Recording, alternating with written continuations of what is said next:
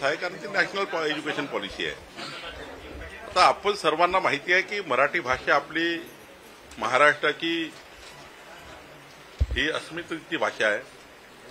मराठी भाषेत प्रत्येक व्यक्ती बोललाच पाहिजे. मराठी भाषा प्रत्येक व्यक्तीला आली पाहिजे. 14 कोटी जनतेला आली पाहिजे. याकरता सरकार प्रयत्न करत आहे. माननीय प्रधानमंत्री नरेंद्र मोदीजी यांनी अनेक सरकार केले, पण माननीय मोदीजींनी मराठी भाषेला अभिजात दर्जा दिला आणि मराठी भाषा ही आपली सर्वांची भाषा व्हावी. ती आपल्या कोर्टाच्या निर्णयापासून तर सर्वच प्रशासकीय निर्णयाच्या प्रत्येक विषयामध्ये मराठी भाषेवरच त्या ठिकाणी कामकाज चालावं, या पद्धतीची भूमिका आमचं सरकार, देवेंद्र फडणवीसजीचं सरकार यांची आहे. आणि आता याच्यावर राजकारण होत आहे. खरं तर मी काल बोलताना चुकलो की राष्ट्रभाषा म्हणण्याऐवजी राजभाषा म्हणायला पाहिजे होती, कारण मराठी ही राजभाषा, हिंदी ही राजभाषा आहे. आणि काल मी असं म्हटलं की ती राष्ट्रभाषा आहे. पण राष्ट्रभाषा माझ्या मनाचं तात्पर्य माझ्या म्हणण्याचं तात्पर्य असं होतं की ही हिंदी राजभाषा आहे. खरं तर याकरताही काही लोकांनी टीकाटिप्पणी केली. थोडंसंही या ठिकाणी या देशामध्ये एखादं विकासाचं पाऊल घेतलं की त्याला थांबवण्याचं काम या ठिकाणी मोठ्या प्रमाणात होतं आहे. खरं तर मराठी आमच्या अस्मितेकरता, आमच्या मराठी माणसाकरता, या महाराष्ट्राकरता आमचं सर्वांची भूमिका आहे की मराठीच आमची भाषा असली पाहिजे. पण नॅशनल एज्युकेशन पॉलिसी मात्र या देशामध्ये जर विचार केला तर नॅशनल एखादी पॉलिसी येत असेल त्यामध्ये ते हिंदी असेल, हा विषय असेल. कारण हिंदीचा विषय त्या ठिकाणी घेतला गेला, मग एखादा हिंदी विषय जर त्या ठिकाणी आला असेल पाठ्यक्रमामध्ये तर त्याला इतकं मोठं राजकारण करून आंदोलन करणे, या ठिकाणी लोकांना मारपीट करणे, हे काही मला वाटतं योग्य नाही आहे. मराठी भाषेबद्दल आमचं कुणाची कॉम्प्रोमाइज नाही आहे, पण हिंदी भाषा सुद्धा प्रत्येक व्यक्तीला आली पाहिजे. कारण देशामध्ये फिरताना उत्तर प्रदेशमध्ये गेलो आपण, देशातल्या कुठल्याच भागात गेलो तरी काही लोक हिंदी बोलतात, काही लोक इंग्रजी बोलतात, काही लोक तमिळ बोलतात. त्यामुळं किमान एक कॉमन भाषा ही राजभाषा हिंदी ही सर्वांना साधारणतः येत असतं. आणि म्हणून देशातला जवळपास 60% राज्यातला जो कारभार आहे त्या ठिकाणी तिथले लोक आहेत हे हिंदीमध्ये बोलत असतात. आणि त्यामुळे मला असं वाटतं की त्या त्या राज्याची भाषा याची अस्मिता ठेवून हिंदी भाषा सुद्धा आपल्याला आली पाहिजे. मला असं वाटतं याच्यात काही गैर नाहीये. मराठीला घेऊन राजकारण होत आहे. राज ठाकरेंनी देखील आपली भूमिका व्यक्त केलेली आहे. ज्या राजकीय पक्षाचं भाषेच्या भोवती राजकारण फिरतं ते आक्रमक दिसत आहे. नाही, मला असं वाटतं की माननीय राजसाहेबांनाही माझी विनंती आहे, राजसाहेबांनाही माझी विनंती आहे की या विषयाला समजून घेतलं पाहिजे. कारण राजसाहेब समजदार आहेत, ते समजुतीची भूमिका घेतात. खरं तर एखादा विषय जो एज्युकेशन पॉलिसीमध्ये आला असेल, नॅशनल एज्युकेशन पॉलिसीमध्ये आला असेल की हिंदी ही त्या ठिकाणी हिंदीचाही त्या ठिकाणी समावेश असला पाहिजे आपल्या शिकण्यामध्ये, बोलण्यामध्ये. तर एका भाषेचा समावेश झाला तर काय बिघडलं? मराठी तर आपली सर्वांची भाषाच आहे, ती टॉप नंबरला असलीच पाहिजे. त्याकरता कॉम्प्रोमाइज नाही आहे. पण मी वारंवार सांगतोय, का सांगतोय की राजसाहेबांनी थोडं यावर या विषयाचं जरा समजून घेतलं पाहिजे की केंद्राचा जो नॅशनल पॉलिसी आणण्याचा त्या ठिकाणी उद्देश काय होता, आमचं उद्दिष्ट काय आहे. आपण त्या ठिकाणी खऱ्या अर्थाने मी राजसाहेबांना स्वतः भेटील वाटल्यास आणि त्यांनाही विनंती करेल की आम्ही सर्व मराठी भाषेला पुढे घेऊन जाऊ. पण या ठिकाणी नॅशनल पॉलिसी सुद्धा आपल्याला लागू करावी लागेल, ती सुद्धा पुढे न्यावी लागेल.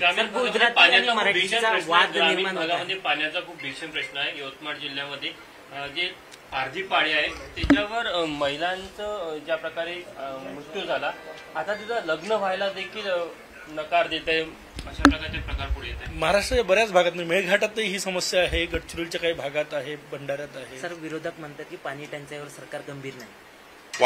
पाळ्या धनगरवाड्यामध्ये मोठ्या प्रमाणावर, पारदीवाड्यामध्ये पिण्याच्या पाण्याच्या नळयोजना अजून झाल्या नाहीये.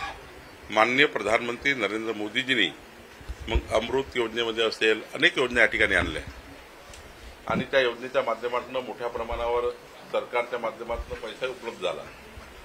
आता खरं तर 20 लोकांचे पाळे आहेत, 30 लोकांचे पाळे आहेत, 30 घरांचे पाळे आहेत, मोठ्या प्रमाणावर आहे. त्यामुळे या ठिकाणी नळ योजना पोहोचवणे अजूनही सरकारला शक्य झालं नाही. 65 वर्षे काँग्रेस पार्टीने सरकार चालवलं.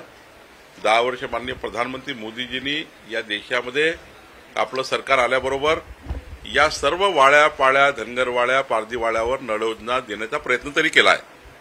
आणि आज त्या नळ योजना पूर्ण तयार होणे, कारण एखाद्या आदिवासी वाड्यामध्ये एखादी नळ योजना करायची असेल त्याचे खूप त्या ठिकाणी ती योजना तांत्रिकदृष्ट्या पूर्ण करावी लागतं.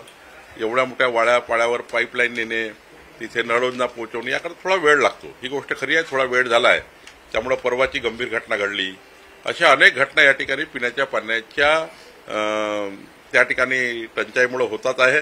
हे विकसित भारताकरता, विकसित महाराष्ट्राकरता हे चांगलं नाही की पिण्याच्या पाण्याकरता एखादी आत्महत्या व्हावी किंवा एखादा दुर्घटना व्हावी किंवा एखादी त्या ठिकाणी घटना घडावी, कोणाचा जीव जावा, हे काही योग्य नाही आहे.